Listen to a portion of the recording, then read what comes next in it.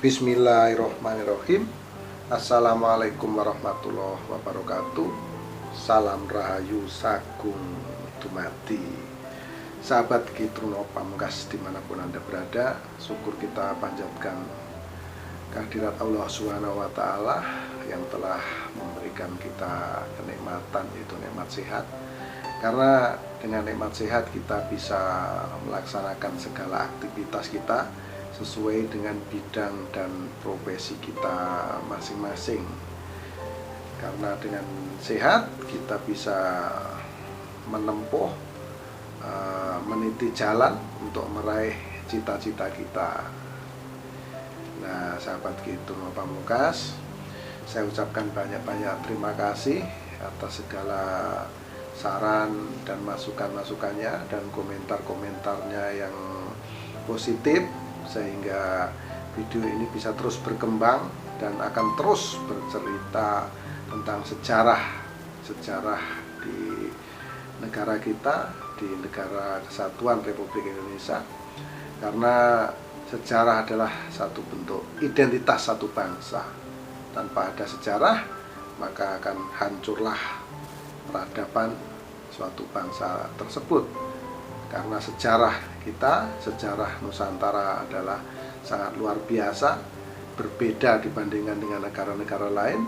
Kita kaya akan budaya, kaya akan tradisi, dan ribuan pulau bisa bersatu padu menjadi satu.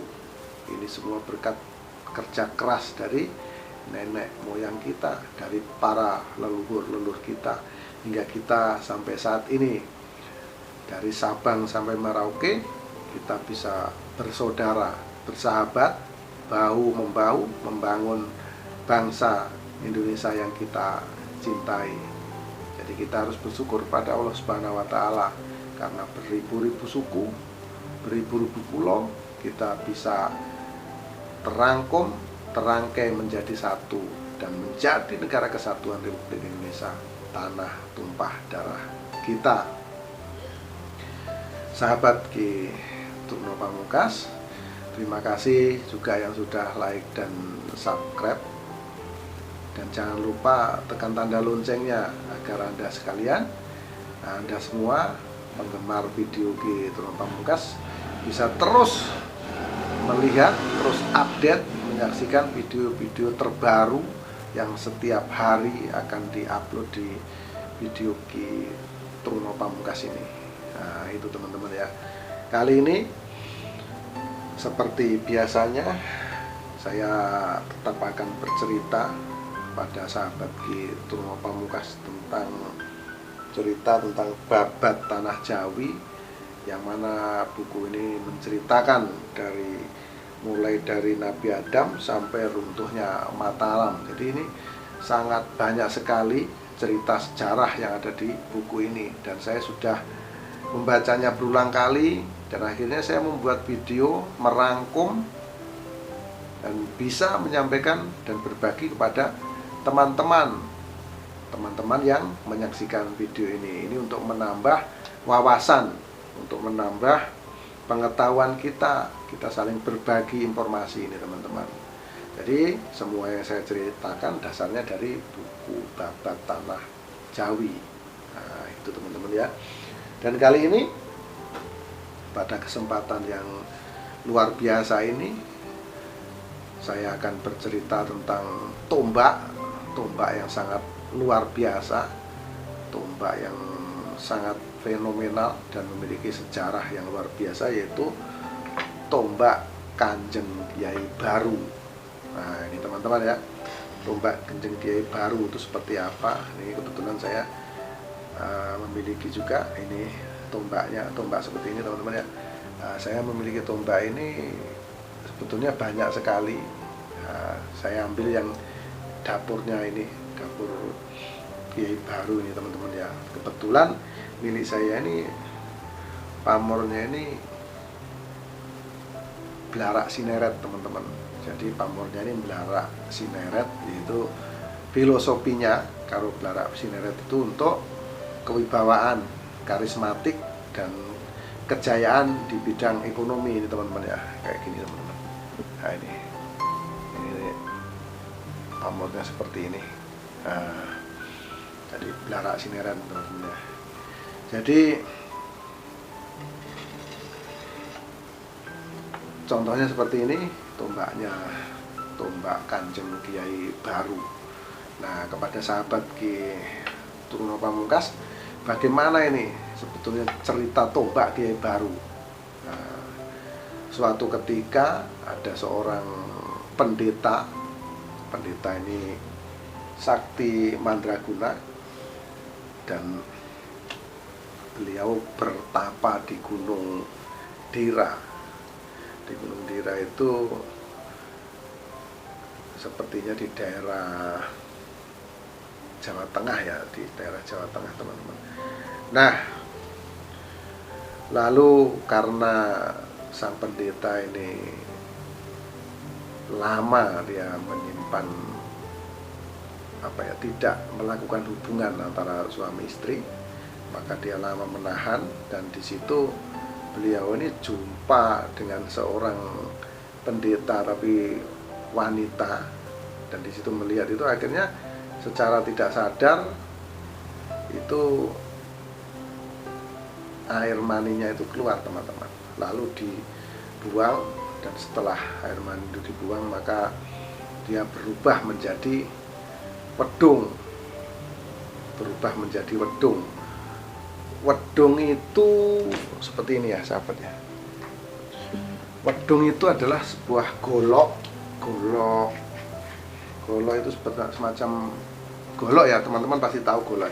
Nah, tapi seperti ini teman-teman, wujudnya wedung itu seperti ini ya. Nah, golok Jawa ini namanya wedung, dan ini kebetulan ini memang juga besinya tua nih, jadi wedung seperti ini ya. Jadi dari air mani sang pendeta tersebut itu tercecer dan akhirnya berubah menjadi wedung atau golok Jawa teman-teman. Saya punya ini juga barang lama. Dan setelah menjadi wedung, maka sang pendeta wanita tersebut meminjam wedung tersebut. Nah, wedung tersebut setelah dipakai, dipangku oleh pendeta wanita tersebut. Lalu yang terjadi, wedung tersebut hilang. Bersamaan dengan hilangnya wedung tersebut, sang pendeta wanita ini hamil. Singkat cerita, sudah waktunya melahirkan. Kalau hamil itu pasti ya 9 bulan itu, maka lahirlah dari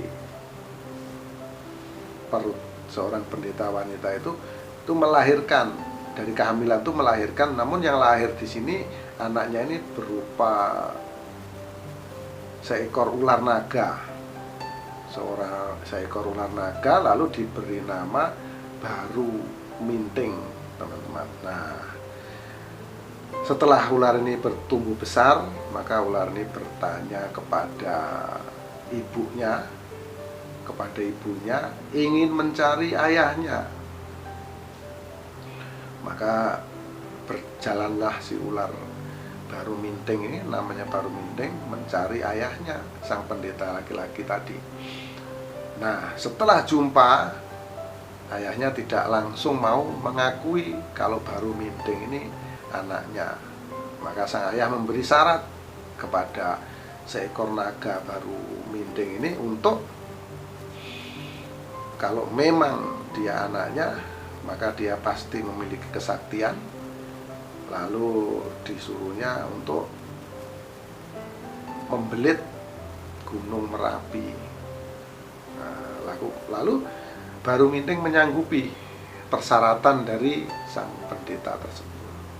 Lalu dibelitlah Gunung Merapi dengan segala kesaktiannya.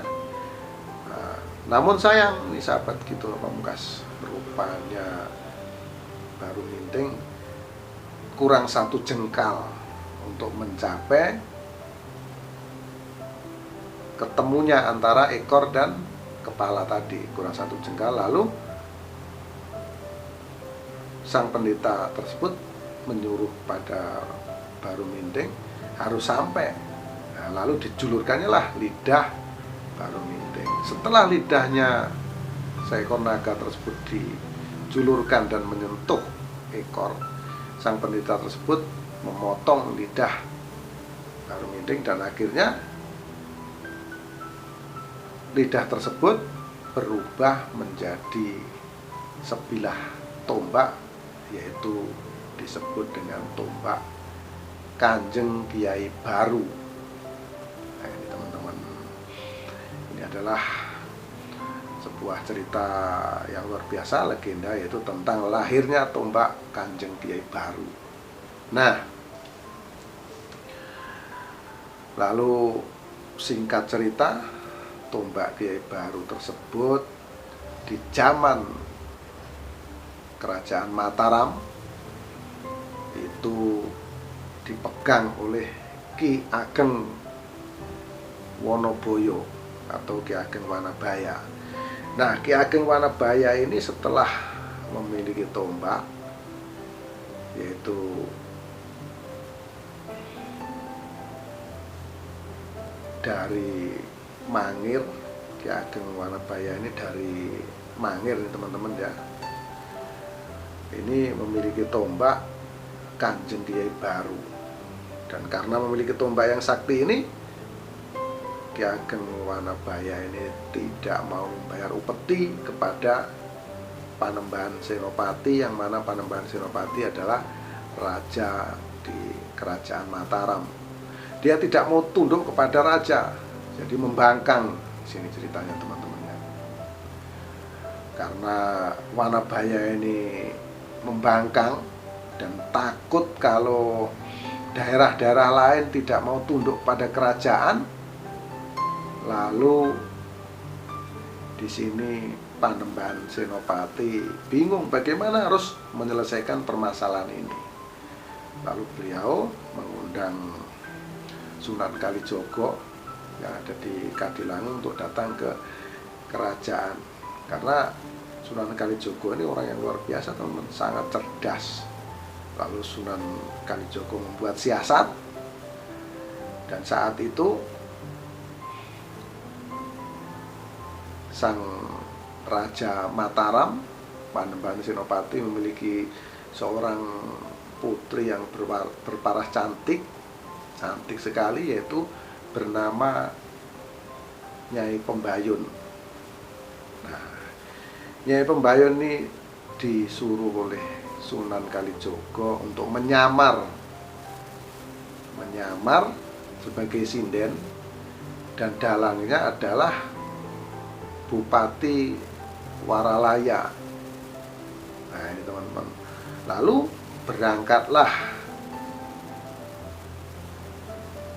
satu kelompok orang, ini terdiri dari Nyai Pembayun, lalu Bupati Waralaya, dan tumenggung-tumenggung yang berjumlah 6 orang. Lalu berangkat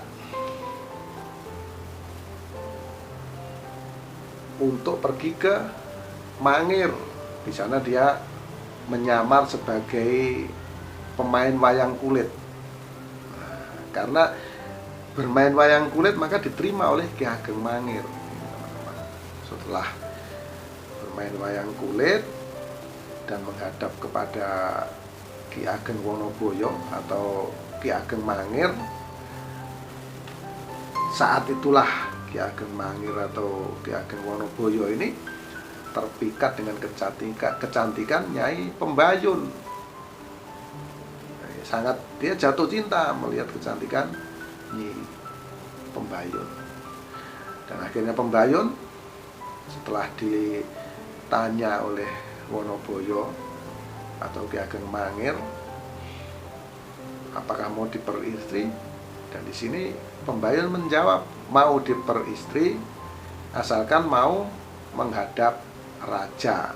Karena Pembayun di sini mengaku dia adalah seorang putri raja yang lari dari keraton karena mau dinikahkan. Di sini dia tidak mau, maka lari dari keraton. Pengakuan Pembayun kepada